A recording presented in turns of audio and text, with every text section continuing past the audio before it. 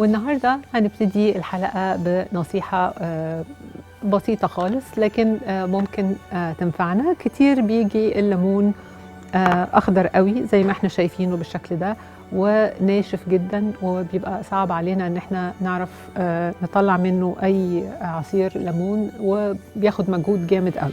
فأبسط حاجة ان احنا نحطه في بول زي ما احنا شايفين كده، مع مية تكون متوسطة الحرارة، يعني لا هي بتغلي ولا هي فترة قوي، مية دافية بس أكتر شوية.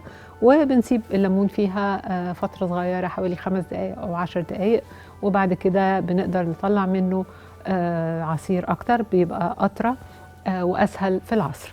الحاجة التانية إن احنا ممكن بدل المية دي ممكن ناخد ليمونة اللي احنا عايزينها أو أكتر طبعا من واحدة، وبنحطهم في الميكروويف لمدة 10 دقايق. أنا آسفة، 10 ثواني.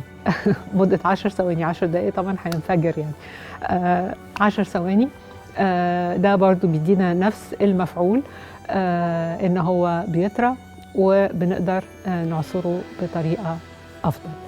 وبكده نكون خلصنا نصيحة النهاردة، يا رب تكون مفيدة.